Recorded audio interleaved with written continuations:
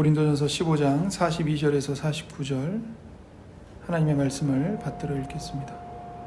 죽은 자의 부활도 그와 같으니 썩을 것으로 심고 썩지 아니할 것으로 다시 살아나며 욕된 것으로 심고 영광스러운 것으로 다시 살아나며 약한 것으로 심고 강한 것으로 다시 살아나며 육의 몸으로 심고 신령한 몸으로 다시 살아나나니 육의 몸이 있은즉 또 영의 몸도 있느니라. 기록된 바 첫사람 아담은 생령이 되었다 함과 같이 마지막 아담은 살려주는 영이 되었나니 그러나 먼저는 신령한 사람이 아니요 육의 사람이요 그 다음에 신령한 사람이니라.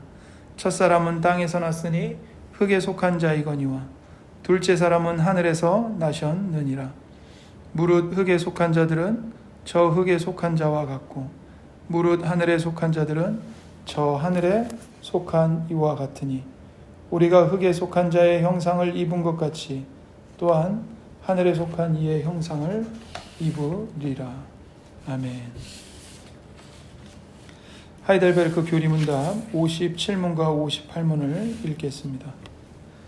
제57문 몸이 다시 사는 것은 당신에게 무슨 위로를 줍니까? 답. 육신의 죽음 이후 즉시로 나의 영혼이 머리 대신 그리스도에게로 갈 뿐만 아니라 나의 몸까지도 그리스도의 능력으로 일으킴을 받아서 나의 영혼과 연합하여 그리스도의 영화로우신 몸과 같이 될 것입니다. 제58문 영원히 사는 것이란 고백에서 당신은 무슨 위로를 받습니까? 내가 이미 영원한 기쁨을 마음속에서 경험하고 있는 것 같이 나는 죽은 후에도 눈으로 보지 못하고 귀로도 듣지 못하고 사람의 마음으로 생각지 못하였던 완전한 행복, 즉 하나님을 영원토록 찬양하는 복을 누리게 될 것입니다.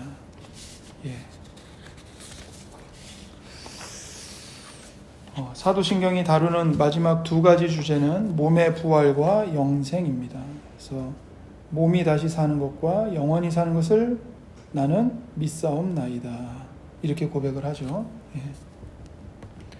그래서 몸의 부활과 영생인데요.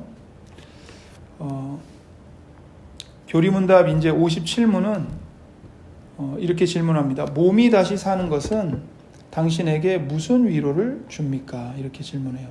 이 사도신경의 이 고백, 몸이 다시 사는 것을 믿는다는 것이 당신에게 어떤 위로를 주는가?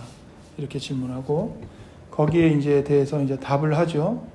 먼저 이제 뭐라고 답을 시작하냐면 육신의 죽음 이후 즉시로 나의 영혼이 머리 대신 그리스도에게로 갈 뿐만 아니라 이렇게 답을 합니다. 그러니까 이제 사람이 죽으면 죽는 그 순간에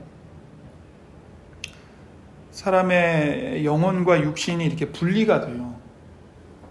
사람은 영혼과 몸으로 이루어져 있거든요. 그런데 이제 죽는 그 순간에 숨이 끊어지는 그 순간에 영혼과 육신이 이렇게 분리가 됩니다. 근데 이 분리가 이제 영원한 분리는 아니죠. 그래서 죽을 때에 그 분리된 신자의 영혼은 곧바로 분리된 즉시로 이 머리가 되시는 그리스도에게로 이제 올라가는 거예요. 그래서 주님의 자녀들은 이 땅에서 눈을 감고 죽습니다. 그리고 눈을 딱 뜨면 즉시 이제 예수님과 함께 있는 영광 가운데서 눈을 뜨는 겁니다. 그러니까 분리돼 가지고 오랫동안 있는 게 분리되어서 그 영혼만 혼자 이렇게 공중에 이렇게 뱅글뱅글 떠돌아다니는 게 아니에요. 그러니까 이제 그런 영혼이 뭐 귀신이 된다고 이런 잘못된 이야기가 있는데 전혀 비성경적인 이야기인 거죠. 신자의 영혼은 죽으면 영혼은 곧바로 예수님이 계신 저 하늘로 올라가고 불신자의 영혼이 죽으면 어떻게 될까요? 불신자의 영혼이 죽으면 그 영혼도 곧바로 그 영혼도 육체와 분리가 돼서 곧바로 이제 음부로 떨어지는 겁니다. 그러니까 지옥으로 떨어지는 거예요.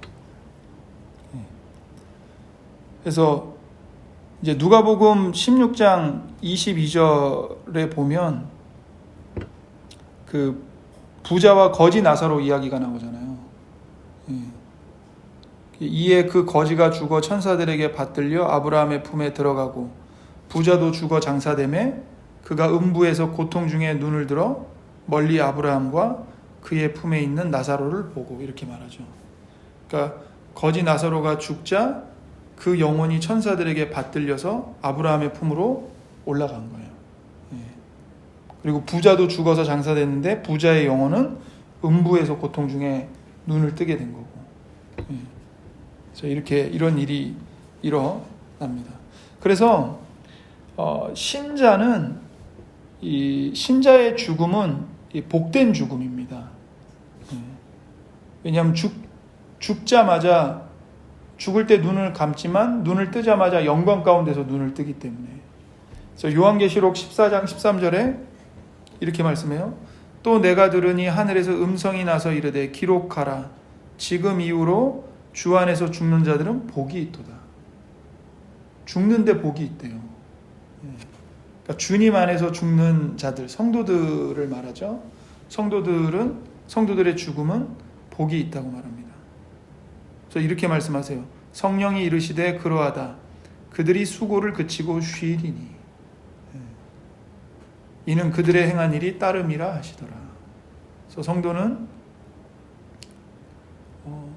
죽게 되면 이 땅에서 했던 그 모든 수고를 쉬게 되고 예수님 품 안에서 안식을 누리게 되는 것입니다.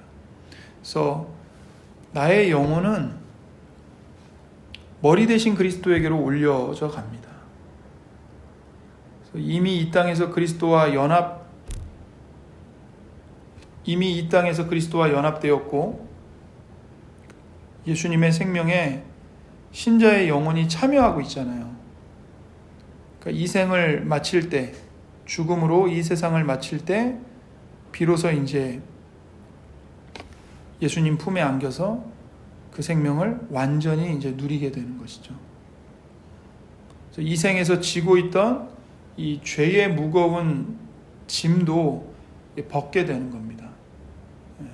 그러니까 죄의 몸을 벗게 되는 거예요. 그러니까 영혼은 예수님을 믿고 거듭나는 순간 순전해졌어요. 그런데 이 몸에 죄성이 있어서 우리의 영혼이 늘 고통을 겪죠. 원치 않는 이제 죄를 범하게 되고 이런 일들을 경험하게 돼요. 근데 그 죄의 몸을 벗게 되는 겁니다. 그래서 사도 바울은 빌립보서 1장 23절에서 이렇게 말해요. 내가 그 둘 사이에 끼었으니, 그러니까 둘 사이에 끼었다는 건 이 땅에서 사는 것과 죽는 것 사이에 내가 지금 끼어 있다는 거예요. 근데 그 가운데서 뭐가 차라리 낫냐면 차라리 세상을 떠나서 그리스도와 함께 있는 것이 훨씬 더 좋은 일이다. 이렇게 말해요. 세상을 떠나서 그리스도와 함께 있는 것이 훨씬 더 좋은 일이다. 두 번째로 이제 교리문답을 보면 나의 몸까지도 그리스도의 능력으로 일으킴을 받아서 나의 영혼과 연합하여, 이렇게 말하죠. 연합하여 그리스도의 영화로우신 몸과 같이 될 것입니다. 이렇게 말합니다. 나의 몸까지도 그리스도의 능력으로 일으킴을 받아서 나의 영혼과 연합하여 그리스도의 영화로우신 몸과 같이 될 것입니다. 말이 좀 어렵죠. 그러니까 쉽게 얘기하면 신자가 죽는 즉시 영혼과 육체가 분리가 되잖아요. 그래서 영혼은 예수님께로 올라가요. 몸은 어떻게 돼요? 땅으로 돌아가죠.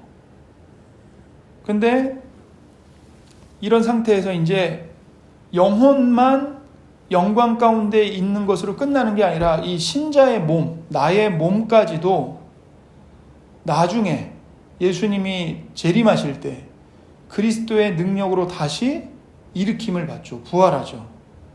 부활을 받아서 이제 하늘에 있었던 나의 영혼과 부활한 나의 몸이 연합하게 되는 거예요.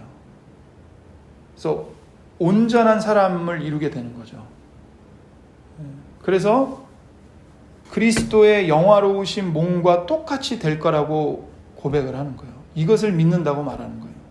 그러니까 몸이 다시 사는 것을 믿습니다라는 말 속에는 이 의미가 담겨 있는 거죠. 나의 몸도 그리스도의 능력으로 부활해서 나의 영혼과 연합하여 그리스도의 영화로우신 몸과 같이 변하게 될 것입니다. 이것을 믿는다고 말하는 거예요. 이게 이제 우리에게 주시는 위로인 거죠. 예.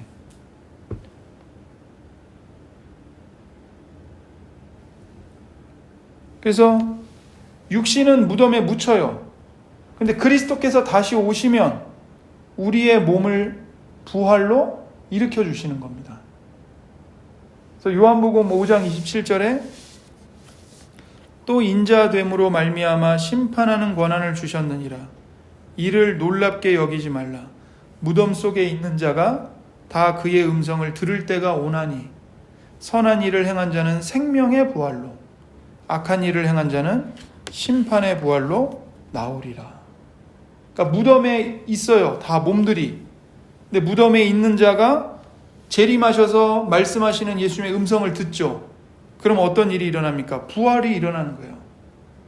선한 일을 행한 자는 생명의 부활로 일어나고 악을 행한 자들은 심판의 부활로 나오는 거예요. 예.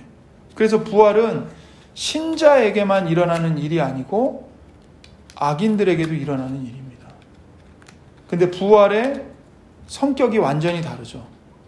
신자는 영생을 얻기 위해 생명의 부활을 하는 것이고 악인들은 심판을 받기 위해 심판의 부활을 하는 거예요. 예. 그래서 이러한 육신의 부활은 이제 인간의 이성을 초월하는 일입니다. 예. 그래서 우리가 경험할 수 없는 일이고요. 실제 일어나기 전에는. 그리고 이것을 이성으로 논리적으로 이렇게 증명해낼 수가 없어요. 예. 그러니까 이거는 하나님의 말씀을 선포해야 되는 거고 이건 오직 믿음으로만 수납할 수 있는 진리인 겁니다. 그래서 옛날부터 사람들은 육신의 부활을 부인하기도 하고 조롱하기도 했어요. 하지만 교리문답에서는 부활을 이렇게 말하죠. 부활이 그리스도의 능력으로 일어난다고 말합니다. 나의 몸까지도 그리스도의 능력으로 일으킴을 받아서 이렇게 얘기하잖아요. 그죠?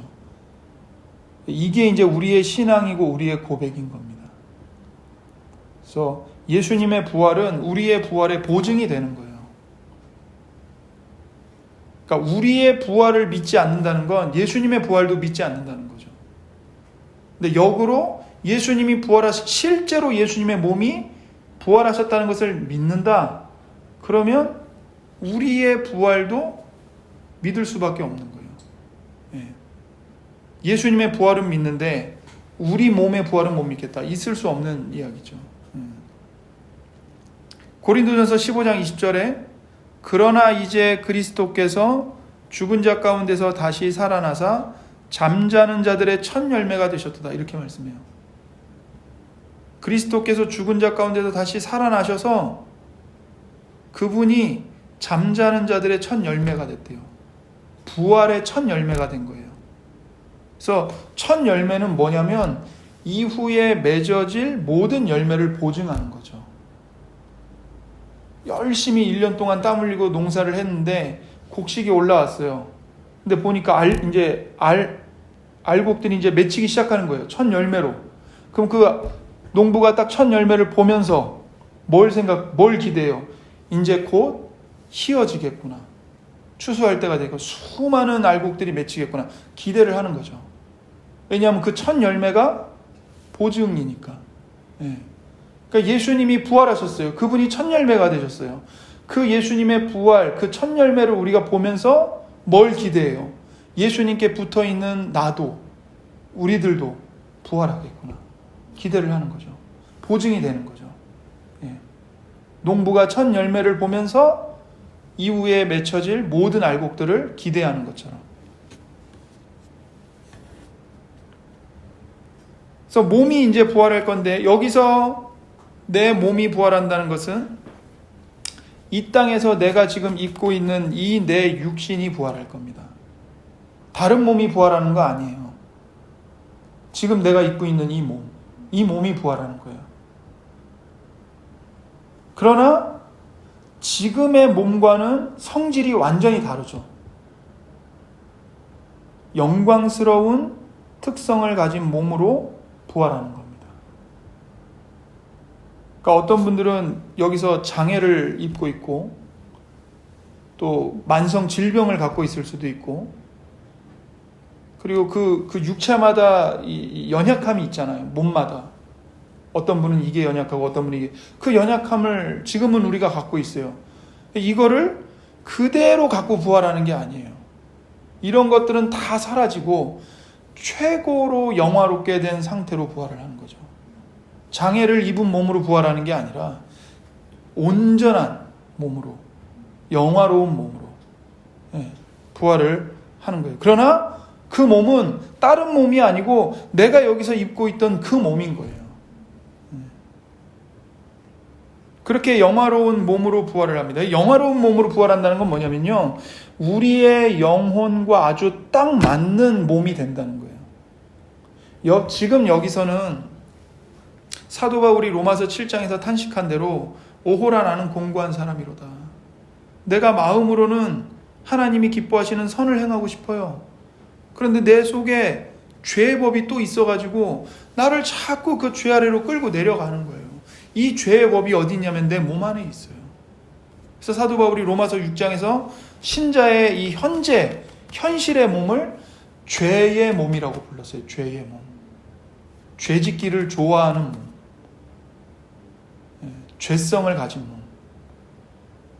그러니까 신자는 영혼은 거듭났기 때문에 그 영혼의 새로운 본성이 심겨졌기 때문에 하나님을 기뻐하고 하나님의 법을 행하고 싶어요. 근데 이 몸 안에 있는, 여전히 남아있는 죄성이 우리의 마음을 잡아 끌고 죄 가운데로 끌고 내려가는 거예요. 고통스럽죠. 그런데 이 몸이 부활하잖아요. 그럼 그때는 거듭난 신자의 영혼, 영화롭게 된 영혼의 그 기능이 아주 걸맞는, 아주 적합한 몸으로 부활을 해서 이 영혼과 몸이 하나가 되는 거예요. 그때는 몸이 아무 죄가 없어요. 죄성이 조금도 없어요. 그러니까 하나님의 뜻을 행하고자 하는 영혼과 몸이 충돌을 일으키지 않아요. 몸이 죄짓도록 끌고 내려가지 않아요. 이걸 상상해 보세요. 이게 얼마나 우리들에게 큰 기쁨이 되겠는가. 이 땅을 살아가는 모든 성도, 그 사람이 진짜 거듭난 성도라면 그 성도의 슬픔 중에 최고의 슬픔은 뭐냐면 이 죄의 몸 때문에 하나님께 자꾸 죄를 짓는 거예요. 그게 신자의 가장 큰 고통이에요. 뭐 돈을 잃어버리고 뭐가 일이 좀 잘 안 풀리고 그런 것도 슬픈 일이지만 그런 거는 성도에게 가장 큰 슬픔이 아니에요. 성도의 이 땅에서의 가장 큰 슬픔은 정말 하나님을 위해 살고 싶은데 하나님 말씀대로 원수까지도 사랑하면서 살고 싶은데 그게 안 되는 거예요. 이상은 굉장히 높아요.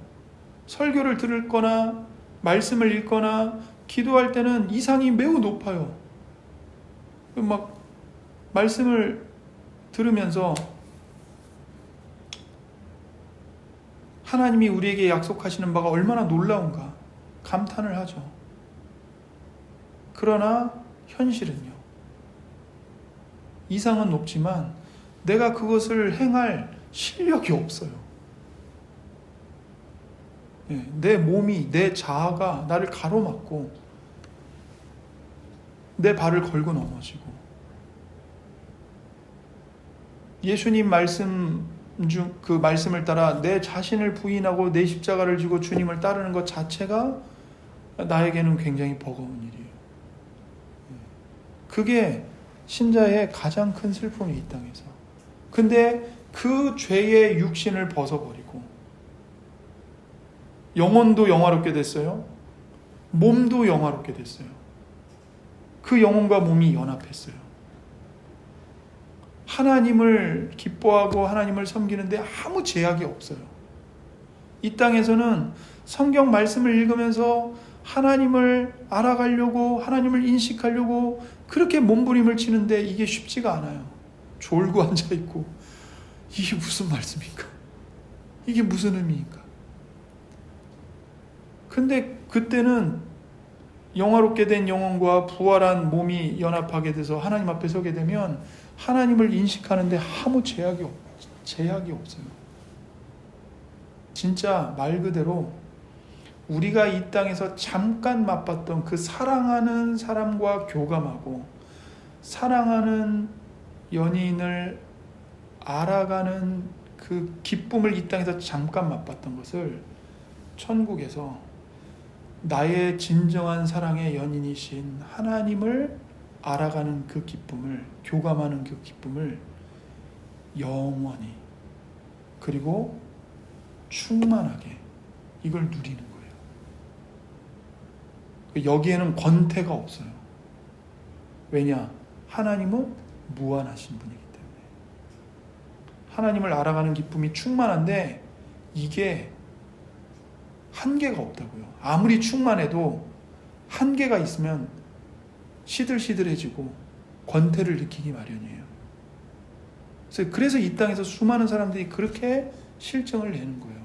권태에 빠지는 거예요. 아무리 큰 집을 얻어도, 아무리 좋은 차를 타고 다녀도 잠깐이에요. 한 3일? 일주일? 길어야 한 달? 권태를 금방 느껴요. 그러나 천국에서 하나님을 알아가는 것은, 하나님의 사랑으로 채워지는 것은, 하나님이 하신 일들을 보며 기뻐하는 것은 영원이고 무한이에요. 충만한데 한계가 없고 권태가 없어요. 영원한 기쁨을 누리는 거죠. 하나님을 알아가면 알아갈수록. 이걸 상상해 보세요. 엄청난 소망이 우리를 기다리고 있는 거예요. 빨리 갔으면 좋겠고 부활했으면 좋겠죠. 이게 신자의 소망인 거예요. 그래서 이렇게 영혼의 기관으로서 아주 적합한 몸으로 부활하게 되는 겁니다.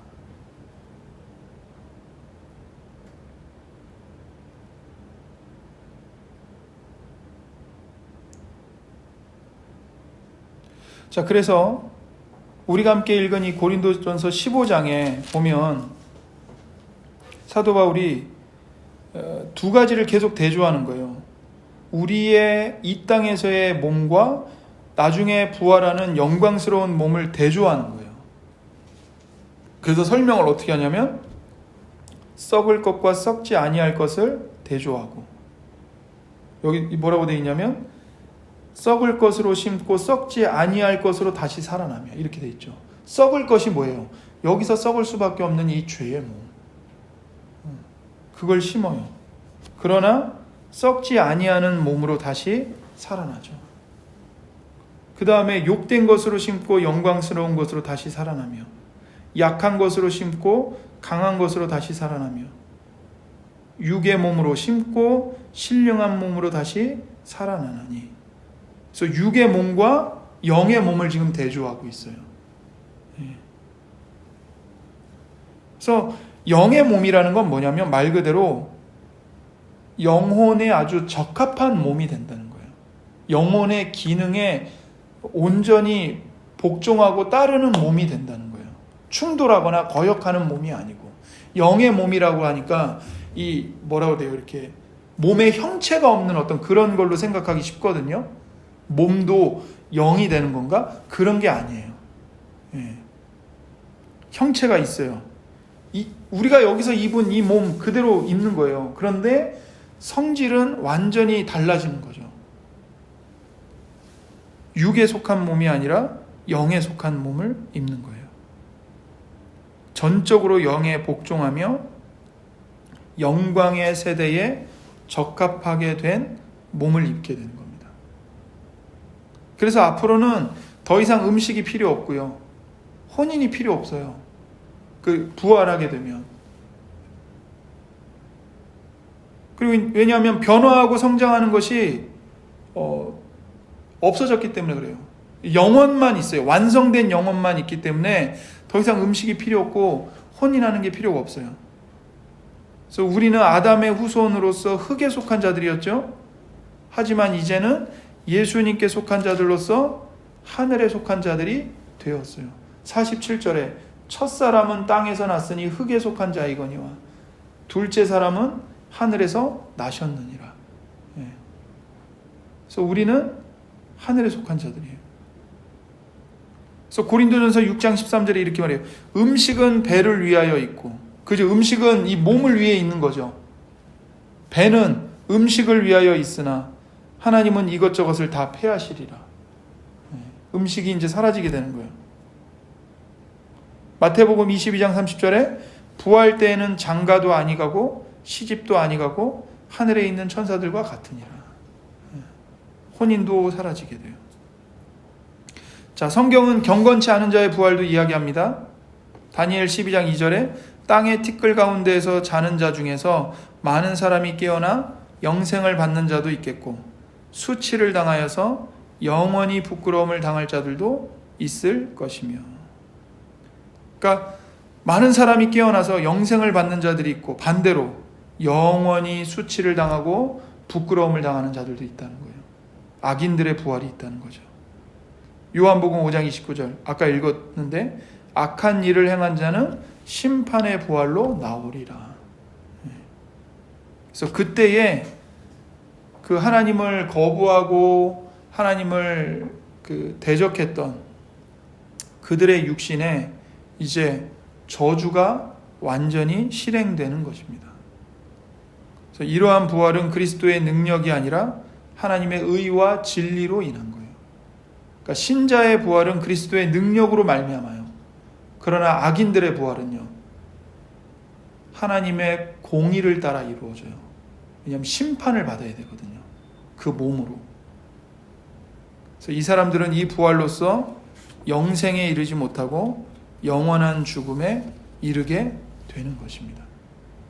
신자는 그리스도의 능력으로 부활해서 영생에 이르러요. 그러나 불신자들은 하나님의 공의를 따라 부활하기 때문에 영원한 심판에 이르는 것입니다. 자, 58문을 보겠습니다. 피곤하죠? 자, 58문 조금 빨리 나갈게요. 영원히 사는 것이라는 고백에서 당신은 무슨 위로를 받습니까? 내가 이미 영원한 기쁨을 마음속에서 경험하고 있는 것 같이 나는 죽은 후에도 눈으로 보지 못하고 귀로도 듣지 못하고 사람의 마음으로 생각지 못하였던 완전한 행복, 즉 하나님을 영원토록 찬양하는 복을 누리게 될 것입니다. 이렇게 답을 합니다. 자, 이제 영원히 사는 것에 대해서 우리가 이제 살펴볼게요. 영원히 사는 것이라는 고백에서 당신은 무슨 위로를 받습니까? 이렇게 질문을 합니다. 그래서 자, 이제 답을 하는 것은 내가 이미 영원한 기쁨을 마음속에서 경험하고 있는 것 같이 이 땅에서 우리가 이미 영원한 기쁨을 마음속에서 경험하고 있어요. 그런데 그것이 나는 죽은 후에도 그 기쁨을 이제 누리게 되는 거예요. 그런데 이 땅에서는 경험했던 것과는 비교도 하지 못할 이 완전한 행복으로 경험을 하게 되는 겁니다. 그래서 그 행복은 눈으로 보지 못하고 본 적이 없어요. 귀로도 듣지 못하고 들은 적이 없어요. 사람의 마음으로 생각하지도 못하였던 완전한 행복이에요. 그러니까 우리가 천국의 그 기쁨은 아무리 상상을 해도요, 상상을 할 수가 없어요. 그러니까 비교할 수 없는 행복인 거예요. 여기서 아무리 우리가 행복을 누린다 해도. 근데 그 완전한 행복이 뭐냐면 하나님을 영원토록 찬양하는 복, 하나님을 영원토록 즐거워하는 복입니다. 그래서 누리게 될 것입니다. 이렇게 얘기를 하는 거예요. 그러니까 이런 말을 하니까 이제 한 어린아이가 기겁을 하죠. 천국에 가서 영원토록 찬양만 한다고요? 너무 힘든데. 그러니까 이제 영원토록 하나님을 찬양하는 것이 행복이에요. 근데 왜 우리가 하나님을 영원토록 찬양하게 될까요? 우리에게 은혜를 베풀어 주시는 하나님의 그 은혜가 너무나도 좋은 거예요. 하나님을 찬양하지 않고는 견딜 수 없는, 너무나도 큰 기쁨이고 희락이기 때문에 하나님을 찬양하는 게 터져 나오는 거죠. 터져 나오는 거죠. 우리가 예배 시간에 피곤하고 졸린데 억지로 목소리 쥐어 짜서 해내는 그런 찬양이 아닌 거죠. 그런 찬양이 아닌 거예요. 정말 우리의 마음에서 샘솟는 기쁨으로 하나님을 찬양하는 행복을 누리게 되는 겁니다. 이것을 이제 믿는다고 고백을 하는 거예요. 그래서 영원히 사는 것은 이 현재의 삶이 무한히 연장되는 게 아닙니다. 이 세상의 삶은 계속되는 죽음일 뿐이에요. 그러나 영생은 참되고 실제적인 삶입니다. 왜 이 세상의 삶이 계속되는 죽음일까요? 죄 아래 있기 때문이고 죽음 아래 있기 때문이에요.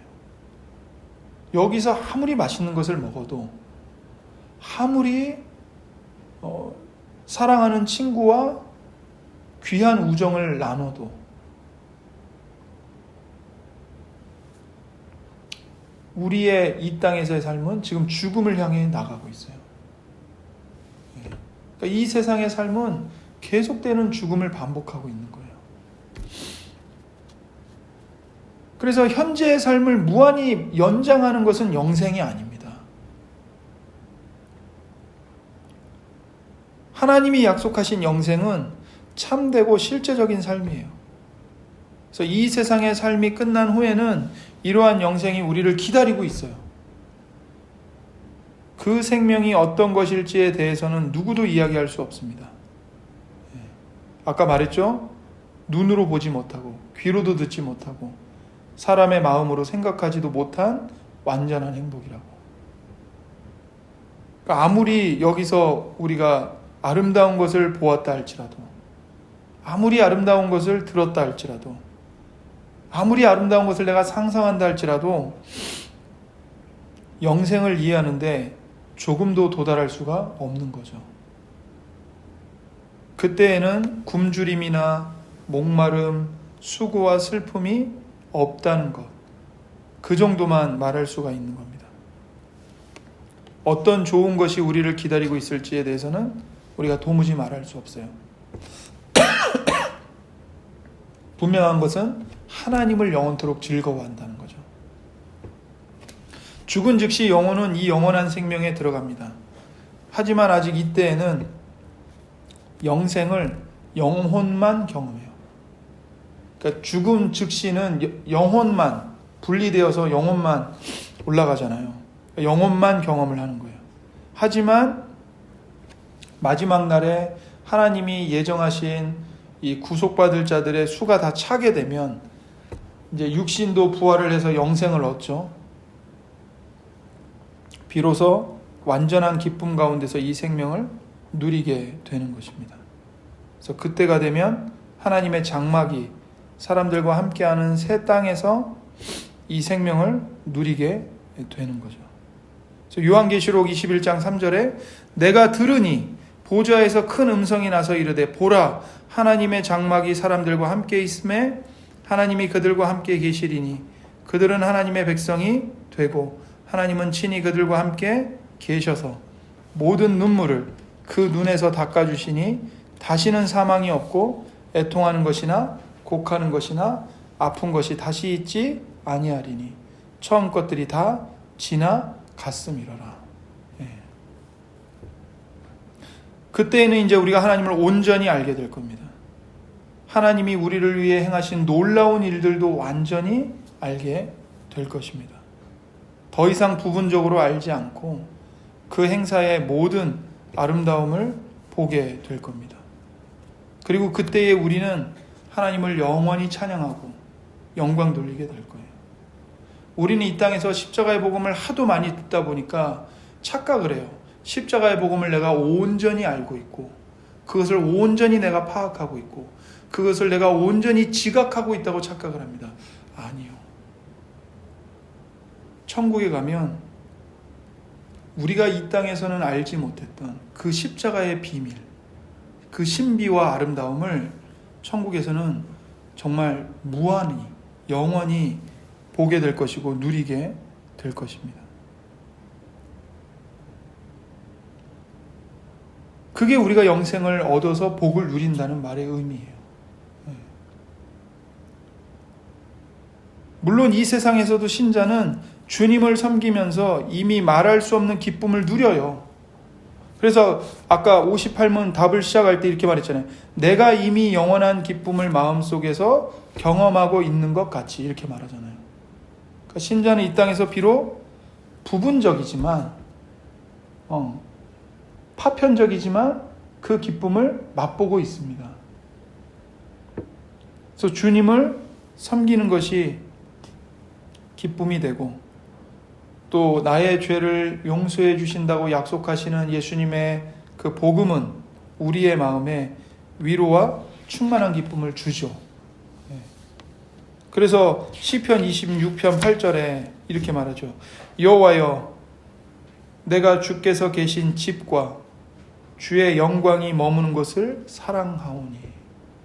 시편 26편 8절. 여호와여, 내가 주께서 계신 집과 주의 영광이 머무는 것을 사랑하오니. 이 땅에서도 주님을 사모하고 주님의 영광을 사모하는 거예요. 그래서 주일에 교회를 나와오는 겁니다. 교회를 나오는 게 피곤한 일이 아니라 기쁜 일이 되는 거죠. 와서 주의 말씀을 듣고 그 말씀을 가지고 역사하시는 성령 안에서 성령께서 우리 마음에 말씀의 빛을 깨닫게 하심으로 하나님의 영광을 지각할 수 있도록 은혜를 베풀어 주시는 거죠. 로마서 14장 17절에 하나님의 나라는 먹는 것과 마시는 것이 아니요 오직 성령 안에 있는 의와 평강과 희락이라, 이렇게 말합니다. 이것을 이 땅에 있는 성도들이 이미 조금씩 맛보고 있고 누리고 있다는 거예요. 성령 안에 있는 의, 평화, 희락, 기쁨, 이것을 맛보고 있는 거예요. 그게 하나님의 나라의 본질이거든요. 그래서 이러한 기쁨은 시작일 뿐이고 장차 영원한 기쁨으로 자라날 것입니다. 이러한 시작이 없는 사람은 장차 올 충만한 기쁨도 상속받지 못할 것입니다. 그러니까 이 땅에서 이러한 하나님 나라의 기쁨을 맛보는 게 없다면, 그런 시작도 맛보지 못했다면 그 사람은 거듭난 사람이 아닌 거죠.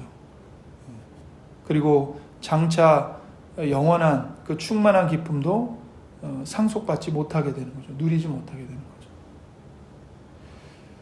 마지막으로 성경은 이제 경건치 않은 자의 영원한 죽음에 대해서도 이야기를 합니다. 특히 영원한 불이나 바깥 어둠과 같은 상징적인 언어로 말을 하죠.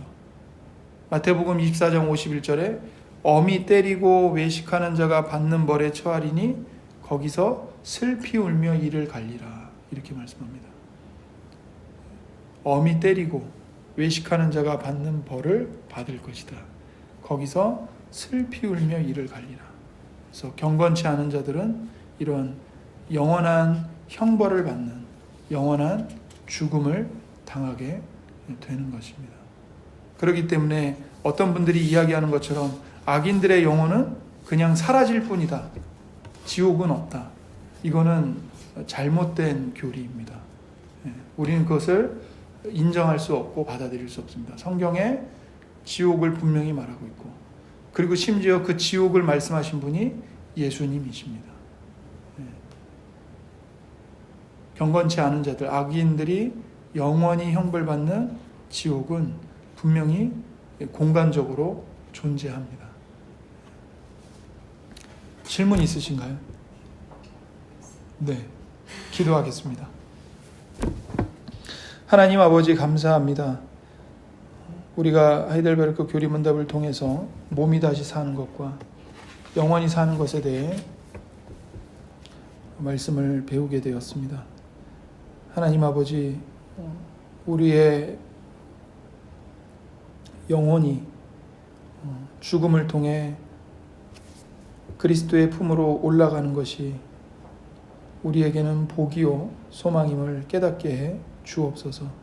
또한 우리의 몸도 그리스도와 함께 영화로운 몸으로 그리스도의 능력으로 일으킴을 받고 부활하여 그리스도의 영화로우신 몸과 같이 될 것을 우리가 소망하게 하여 주옵소서. 또한 영원히 사는 것이 우리 마음에 참으로 위로가 되게 하시고 이 땅에서 우리가 간헐적으로 맛보는 하늘나라의 기쁨을 우리가 저 천국에서 하나님과 함께 영원히 완전한 행복으로 맛보고 누리며 하나님을 영원토록 즐거워할 것임을 우리가 온전히 믿고 소망하며 위로를 얻게 하여 주옵소서. 감사드리며 우리 구주 예수님의 이름으로 기도드립니다. 아멘.